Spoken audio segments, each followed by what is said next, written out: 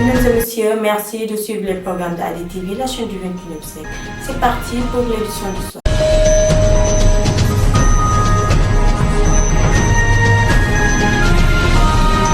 À présent, parlons des titres, l'actualité de ce mardi présidentielle 2024. Rose Wardini renonce à sa candidature élection présidentielle. Le CUD rappelle au président l'urgence de fixer une date conformément à la décision du Conseil constitutionnel. La DGE met le fichier électoral à la disposition du candidat Bassirou Diomaye Faye. Le dialogue national, le PDS et la coalition Karim 24 marquent leur adhésion et exigent qu'ils se tiennent dans les plus brefs délais. L'actualité internationale, Haïti, la veuve du président Moïse, inculquée de la complicité dans son décès. C'était tout pour les titres, le développement c'est dans une poignée de secondes.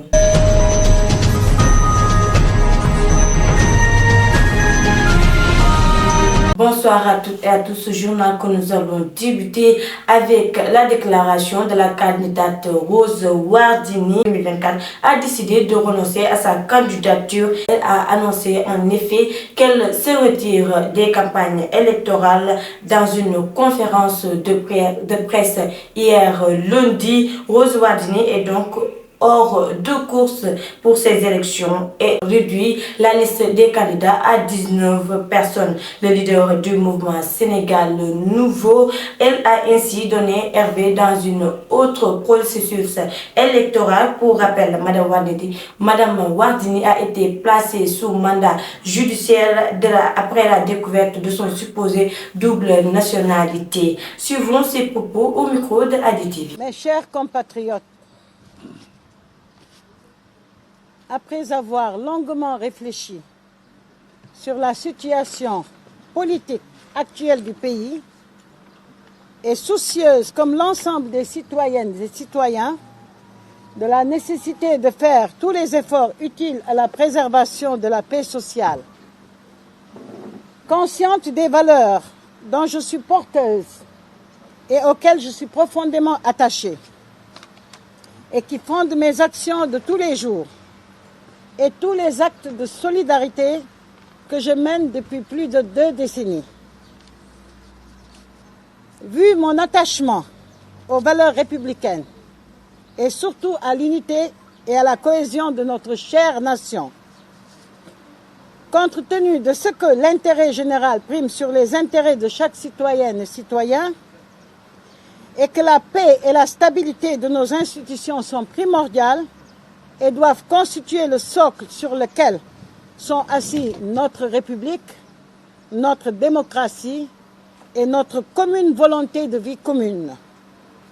J'ai décidé, en toute souveraineté et après une large concertation avec mes compagnons du mouvement Sénégal Nouveau, mes parents et amis, de retirer ma candidature à l'élection présidentielle de 2024.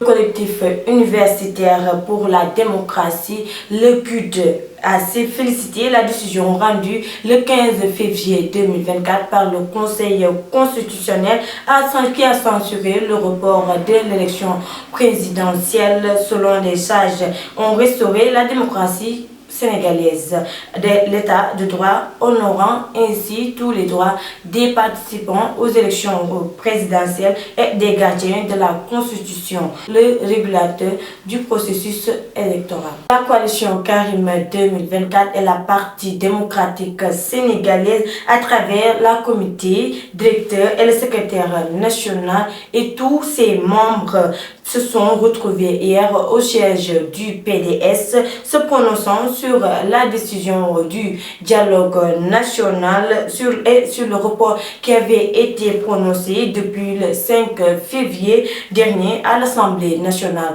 La coalition K24 et la partie socialiste du Sénégal estiment que le Conseil constitutionnel a attiré les conséquences liées aux défaillances de la processus électoral. Le PDS et la coalition K24 annoncent leur participation au dialogue et exigent qu'il soit tenu dans une plus brève.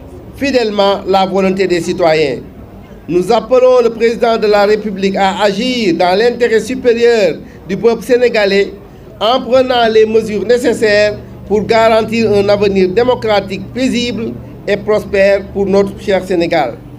La coalition Karim 2024 appelle l'ensemble des partis alliés, tous nos militants et sympathisants, ainsi que l'ensemble des comités électoraux à rester unis et mobilisés pour réserver un accueil populaire sans précédent à notre candidat qui va arriver sitôt et lui assurer une brillante victoire à l'élection présidentielle dont la nouvelle date sera fixée par le président de la République à l'issue du dialogue concertation nationale qu'il a annoncé.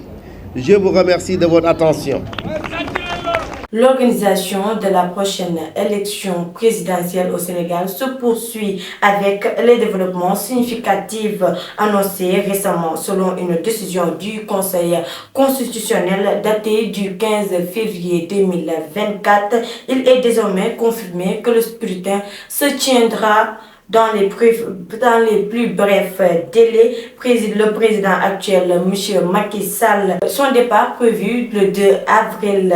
Cette décision prise dans les considérants de l'article 14 vient de clarifier le calendrier électoral dans un contexte d'incertitude quand bien même la date exacte du vote. La Direction générale des élections, organe responsable de l'organisation de ces élections, a pris des mesures proactives en rendant le fichier électoral disponible à tous les candidats.